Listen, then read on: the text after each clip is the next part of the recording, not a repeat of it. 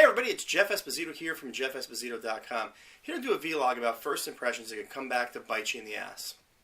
Now, by a show of hands or nods at your home computer or your desk at work, how many of you have made a poor first impression, whether it be on an interview, at work, or with somebody that you've tried to become friends with? Chances are, probably a lot of you nodding your hands or raising your hand right now.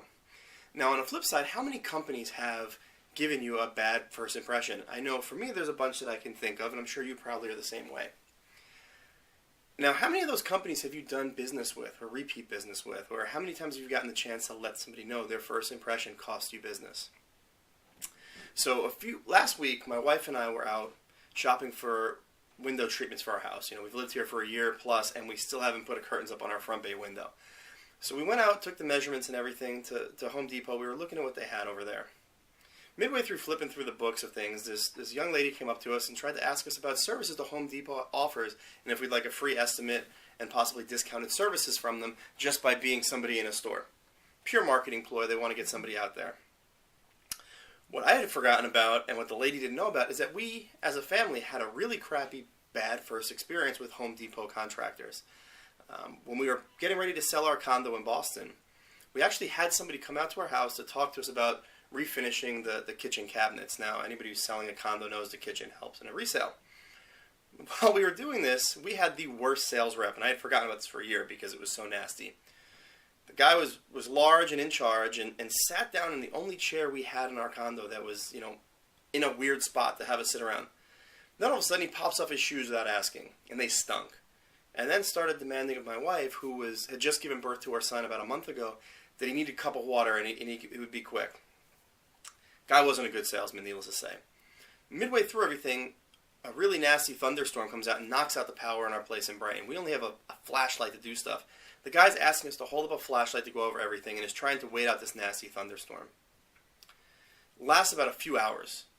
And he's really not trying to sell anything. He's just afraid to go out in the lightning and drive back to New Hampshire.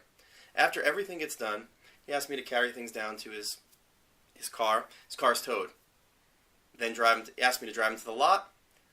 He doesn't have money to pay for the car. Asked me then to drive him to New Hampshire or pay for his car to get untowed because it was my fault that he had things through.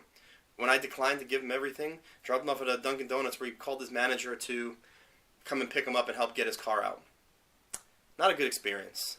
And we never heard from them for a follow-up, which was kind of funny at the same time. Pretty sure he got fired for the experience and waking up his boss. Fast forward to that same pretty lady who came over to us and was asking about window treatment, about treatments to the house. My wife, who's usually reserved, says, "You know what? We had a bad experience at Home Depot and won't use you again. Let me tell you why." And then recounted the whole story out there. The woman from Home Depot did not know what to say. Her face dropped, and she didn't know how to spin her marketese to try to get us back into there. And I think the lesson for me in this is that really crappy first impression probably cost their business a bigger job. Because sure, while a condo is small and was a cheaper job, now we've got a house that needs windows and could probably use some new siding to it. All which, if Home Depot had given us a good price and a good, the first impression, they might have got the business from there. But since that, my wife has vehemently said to the woman, we would never do business with you again for anything outside of stuff we can do ourselves.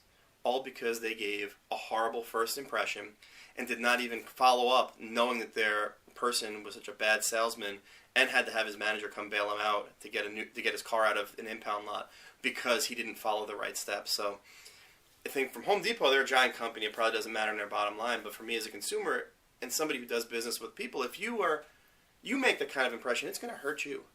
And your reputation really is said with that first impression. So as you stick out your hand to shake and you start talking to somebody the first time, think about, is this the impression you want to make? And will it come back to bite you in the ass later? So ponder on that and let me know what you think in the comments below.